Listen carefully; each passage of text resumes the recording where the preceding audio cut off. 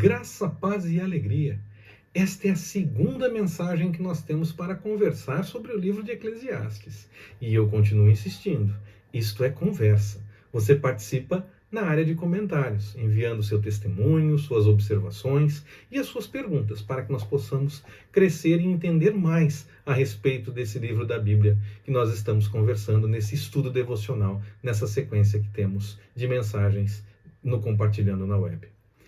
Alguns pregadores encontram certa dificuldade, alguns escritores também encontram certa dificuldade para falar a respeito do livro de Eclesiastes. Parece que algumas passagens não são bem entendidas. Eles chegam até a afirmar que há textos em Eclesiastes que não são inspirados. Entendo que o que falta é a verdadeira chave hermenêutica.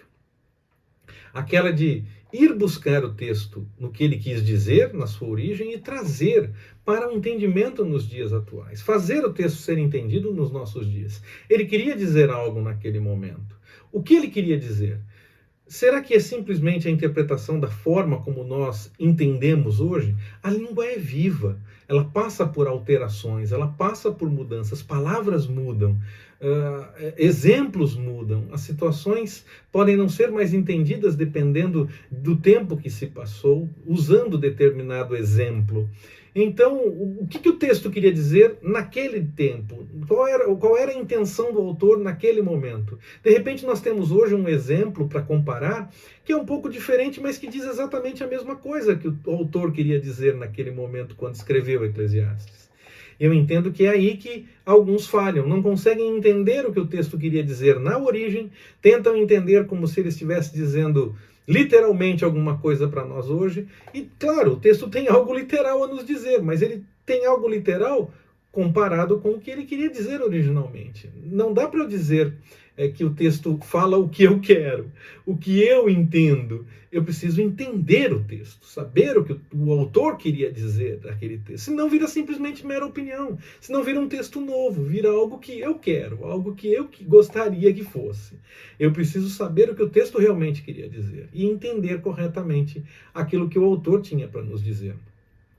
Quando nós buscamos no Senhor, nós já temos a chance de entender melhor isso. O Espírito Santo pode nos tocar e nos fazer entender o que era a intenção original, porque foi o Espírito Santo que inspirou para que esse texto fosse escrito. Então ele pode nos inspirar e dizer o que realmente o texto queria dizer na sua origem, o que ele tem para nos dizer hoje também. A revelação que o livro apresenta, ela é clara. Não há nada de novo debaixo do céu. Não há nada de novo debaixo do sol. O que já foi continua acontecendo. Nós falamos muito, por exemplo, hoje na sociedade atual, a respeito de uma cultura de cancelamento. Mas isso já acontecia desde sempre. Desde sempre nós temos isso. Havia isso no mundo antigo. Os profetas foram muito cancelados. Depois que as coisas que eles falaram se cumpriram, aí os filhos daqueles que não deram bola porque os profetas falaram passaram a edificar melhor os túmulos deles. Mas isso sempre houve, sempre aconteceu. Era de uma forma diferente, era com um alcance diferente. Talvez demorasse mais tempo, atingisse menos pessoas. Agora é potencializado quando falamos das redes sociais, essa coisa de cancelamento. Mas sempre houve. Então qualquer coisa que nós pensarmos, nós podemos olhar e dizer, mas isso já existiu. Era um pouco diferente, era um pouco mais limitado, mas era algo assim, acontecia isso sim, era algo que já acontecia. Hoje talvez aconteça de uma forma mais dinâmica e tenha uma nova forma de se apresentar, mas no fim, o que já foi e continua sendo. É o que o autor do Eclesiastes nota. E ele também nota que se não houver algo a mais, além das coisas que nós vivemos aqui, quer momentos bons, quer momentos ruins, falta alguma coisa. Tudo é vaidade. A pergunta que brota do livro é: que proveito tem? Vale a pena por quê? Qual a razão de se viver isso? Então, mesmo que sejam bons momentos, mesmo que nós estejamos vivendo momentos agradáveis, estejamos felizes, que diferença faz viver tudo isso? Só por um momento de sorriso? Tem que ser mais, não pode ser só isso, não pode ser limitado, tem que ser mais.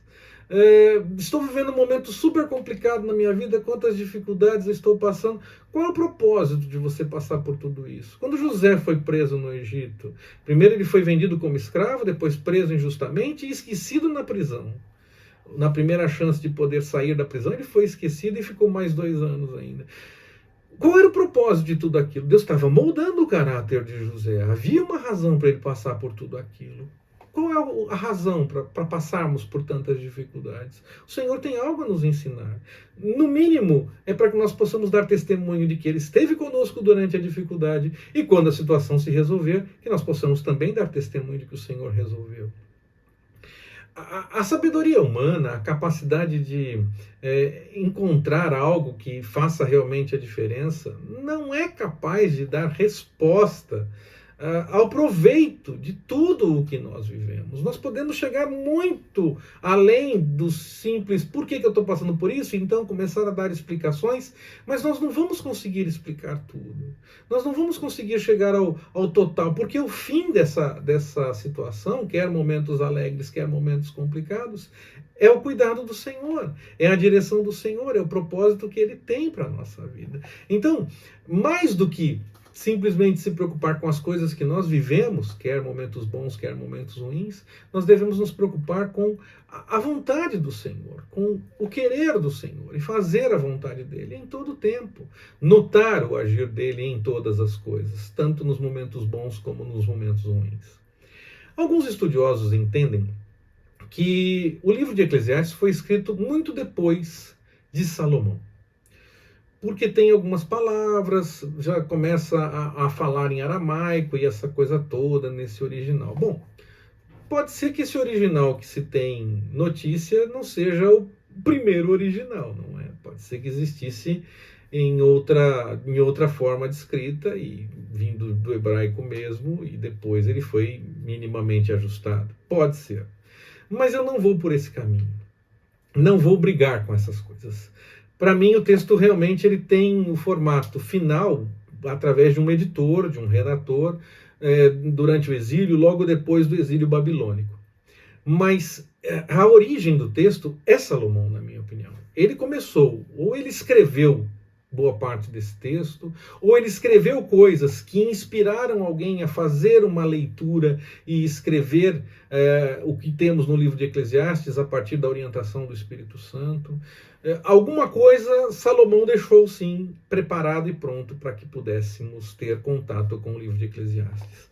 Nós não temos todos os provérbios de Salomão no livro de Provérbios. Há mais textos, há mais provérbios que Salomão teria dito.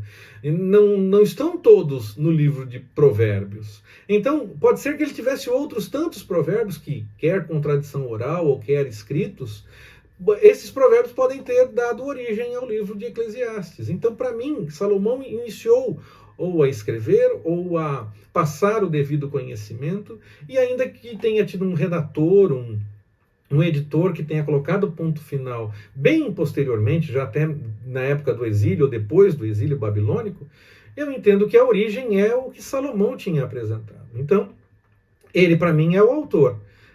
Mas eu não brigo com a realidade de que o texto tem o ponto final bem depois de Salomão. Por que Salomão é o autor, para mim, desse texto? Porque ele seria um descendente do rei Davi. O autor desse texto seria um descendente do rei Davi. Se revela como alguém sábio, se revela como alguém poderoso. E mais, foi rei em Israel a partir de Jerusalém. Quando o reino foi dividido, Jerusalém era a capital de Judá. Samaria era a capital de Israel. Esse rei foi rei em Jerusalém de Israel.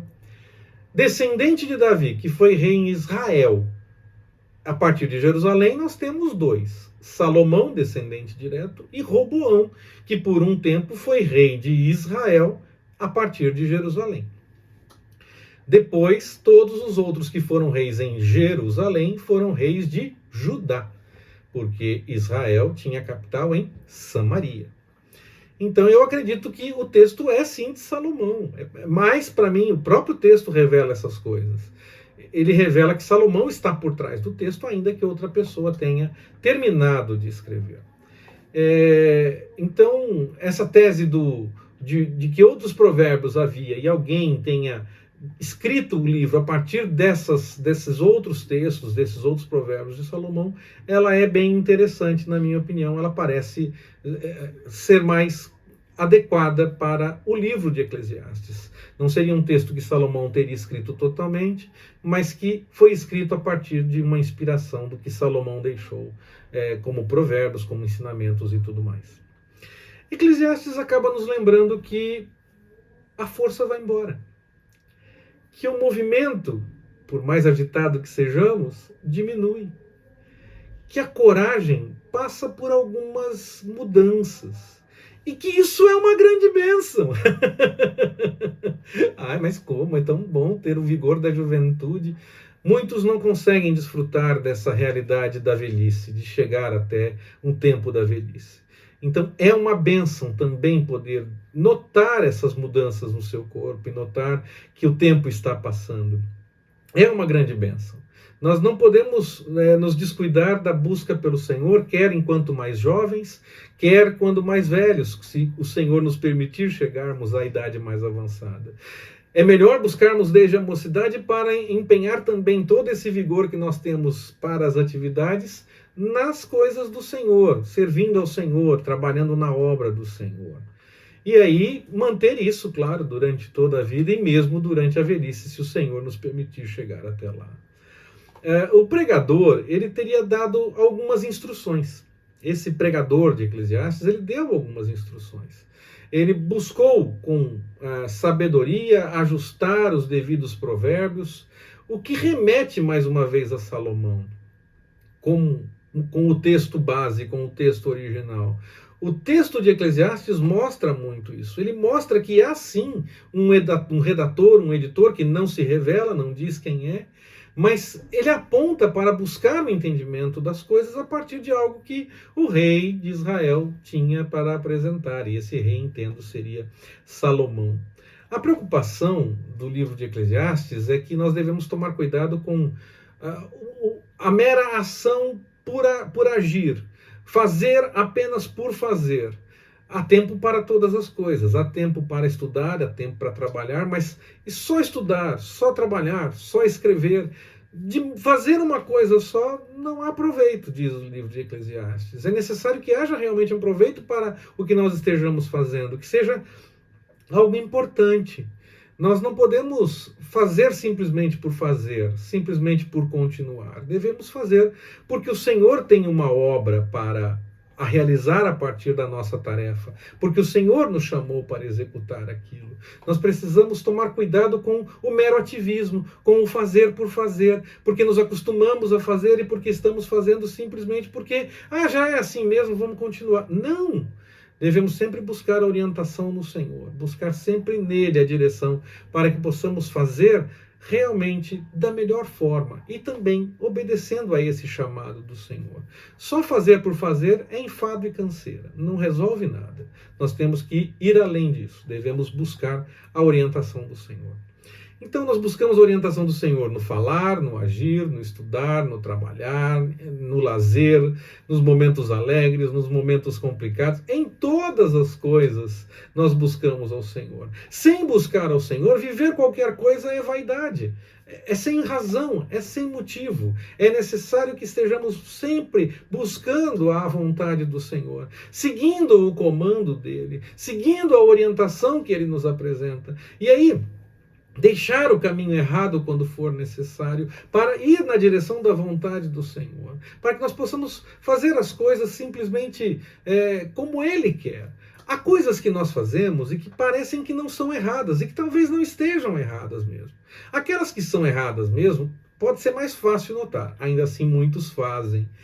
Mas há coisas que não são necessariamente erradas, mas que o Senhor não tem um objetivo para que estejamos fazendo aquilo. Devemos também fugir dessas coisas. Devemos buscar sempre aquilo que o Senhor quer de nós. Fazer a vontade dele sempre, para vivermos no centro da sua vontade. Para que nós possamos viver em obediência ao Senhor.